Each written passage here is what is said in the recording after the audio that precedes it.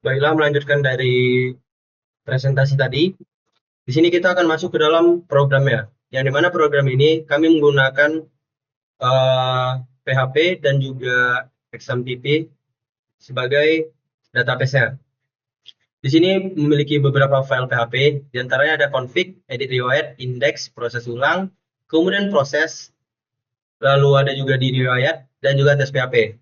Nah, untuk tes PHP ini adalah codingan yang saya gunakan ketika PHP saya mengalami kendala untuk mengecek apakah PHP saya itu ada error atau sudah jalan. Lanjut ke dalam codingan dan implementasinya. Yang pertama, di sini saya mengaktifkan XMPP terlebih dahulu. Nah, XMPP di sini sudah aktif, maka saya di sini akan memperlihatkan apa saja isi dari database yang saya buat menggunakan XMPP. Localhost php myadmin. Di sini saya menggunakan database, saya beri nama database K-means, db K-means. Di dalamnya terdiri dari dua tabel. Yang pertama ada tabel data K-means. Nah, di tabel ini strukturnya atau strukturnya itu terdiri dari tiga hal saja. Yang pertama adalah ID, nama, kemudian data yang saya tambahkan.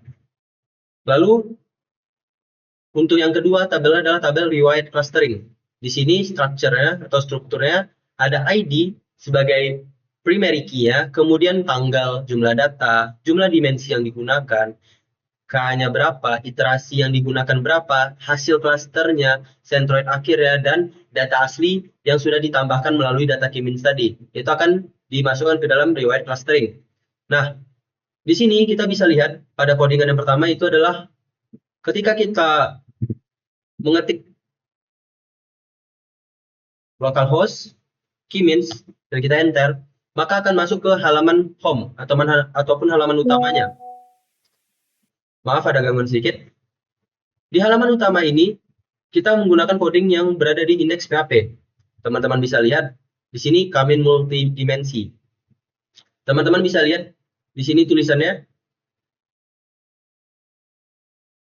Lalu untuk yang di atas ini sebagai judulnya atau headernya, codingannya terletak di sebelah sini. Div class card header sini untuk mengatur warna dan juga posisi teksnya ya. Sini saya menggunakan judul ataupun headernya K-means clustering multidimensi, input manual, kemudian kita normalisasi, iterasi, lalu kita berikan riwayat clustering. Lalu di bawahnya maka akan ada sebuah kotak yang dimana di dalam kotak itu kita bisa menginputkan data. Di sini menggunakan codingan yang ini. Teman-teman bisa lihat hasilnya di sini. Di sini kita bisa menginputkan datanya. Di sini juga saya berikan sedikit bayangan contoh dari data seperti apa yang bisa diterima dalam program ini. Nah, data yang saya buat program yang saya buat ini menggunakan data yang bisa diterima dalam bentuk di variabel pertama itu adalah ID-nya, ID-nya, nama barangnya. Kemudian di variabel selanjutnya itu seperti jumlah barangnya, lalu juga harganya, total penjualannya. Lalu di sini juga saya berikan sedikit catatan melalui codingan di sini.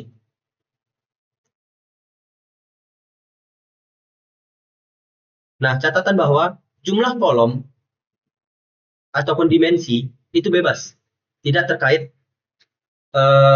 batas atas maupun batas bawahnya. Kemudian juga jumlah baris itu juga bebas. Dan semua baris yang ini, baris A, baris B, dan baris C, itu harus mempunyai dimensi yang sama.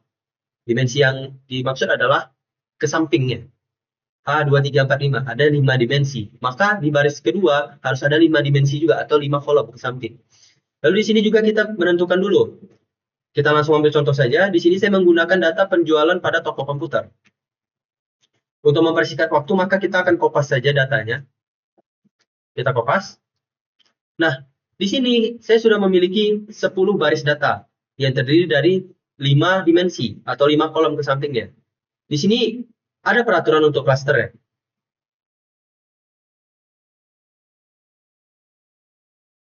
Di sini jumlah klaster yang dipilih dan juga jumlah iterasinya itu akan berpengaruh di bagian proses nanti. Nah, di sini saya menggunakan aturan jumlah klaster itu tidak boleh lebih dari jumlah datanya. Klaster adalah pembagian. Kamins adalah suatu cara untuk mengelompokkan sebuah data atau data mining dengan cara klasterisasi atau pengelompokan. Nah, di sini saya menggunakan 10 data.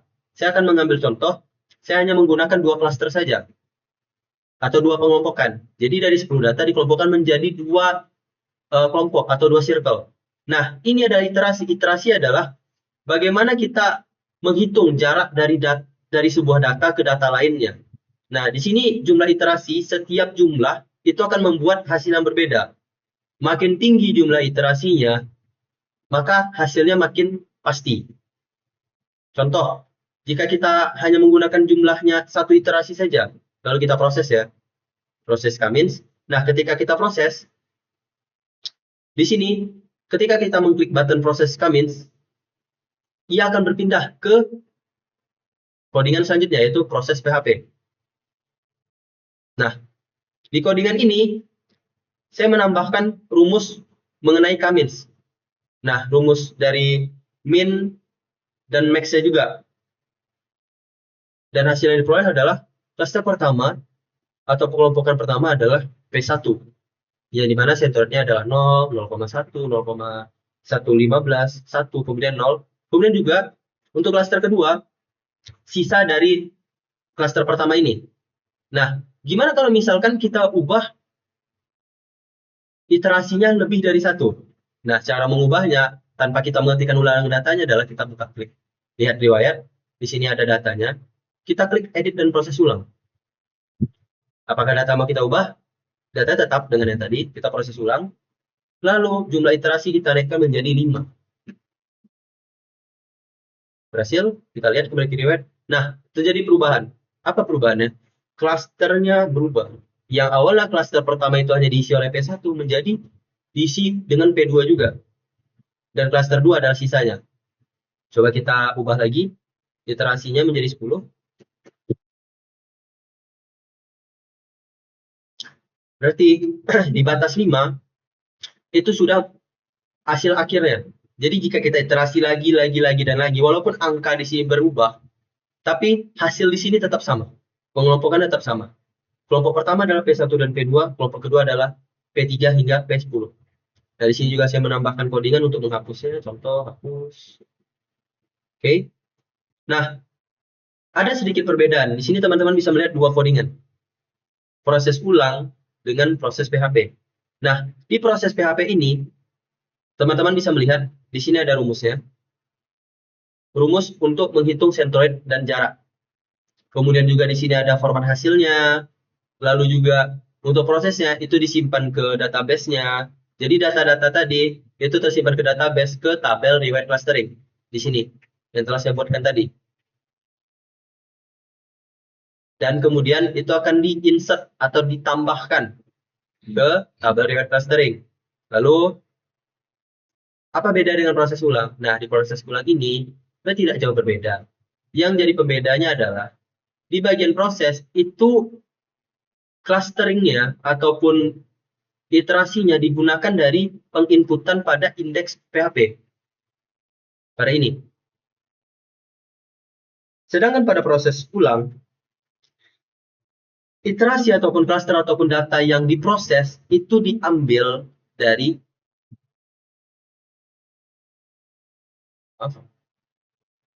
riwayat ini.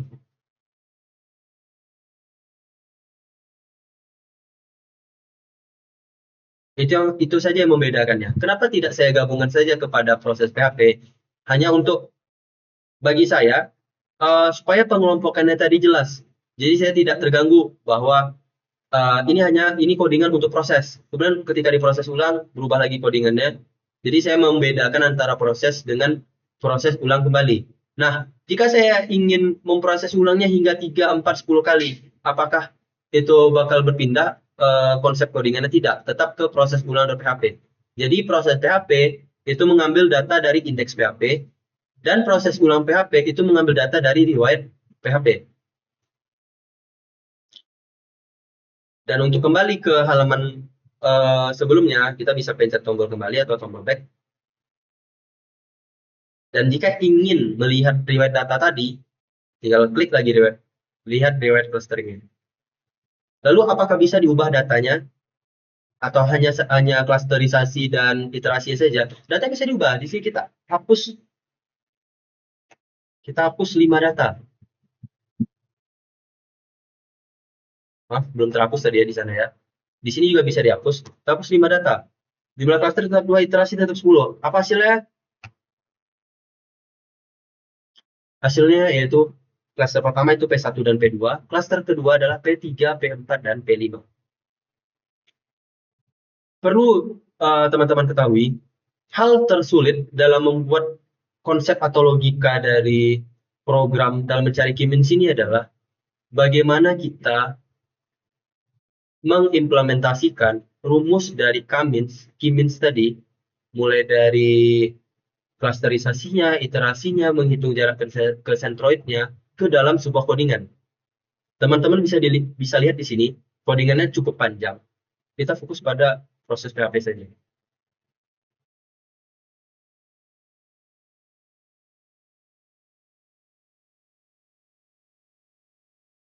Nah, di sini adalah untuk mengecek data yang kita inputkan tadi pada indeks. Data yang diinputkan apakah ada baris yang antara baris pertama dengan baris kedua, apakah ada penambahan atau pengurangan data. Di sini akan diberikan pesan bahwa salah format. Ataupun jika jumlah data itu lebih kecil daripada jumlah cluster, maka akan dicetak bahwa hal tersebut tidak bisa dilakukan. Kita contohkan.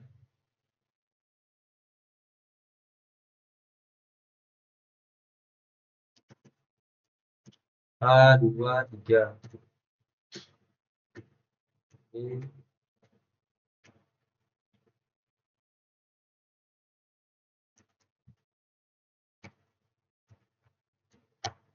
Dan C4, 5, 4, 2.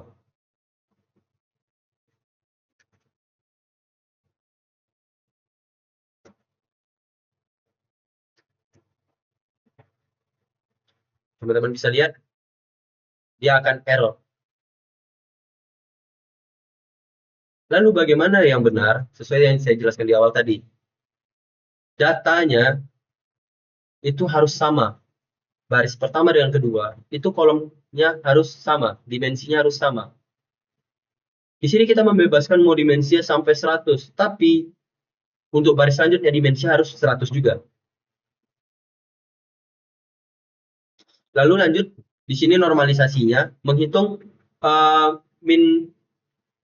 jarak datanya, min max-nya. Lalu juga di sini ada untuk penghitungan jaraknya, lalu untuk penentuan centroid awalnya, dan jika sudah dapat hasilnya, maka di sini ada iterasi lagi, dan disinilah hasil akhir di format hasil. Lalu hasilnya itu akan disimpan ke riwayat clustering. Sekian saja hasil dari penjelasan mengenai codingannya. Saya memang tidak menjelaskan secara rinci setiap baris codingnya dikarenakan untuk mempersingkat waktu dan juga untuk menjelaskan setiap baris coding seperti ini, if desired cluster, $d, continue, dan seterusnya, itu membutuhkan waktu yang cukup panjang. Jika diberikan waktu tambahan, mungkin saya bisa menjelaskan dari awal hingga akhir setiap baris codingnya. Jadi sini saya hanya menjelaskan baris coding secara umum. Sebagai pembedanya, baris 5-10 itu fungsinya apa, baris 10-15 apa, dan keterkaitannya satu sama lain. Sekian hasil dari presentasi codingan saya. Saya tutup.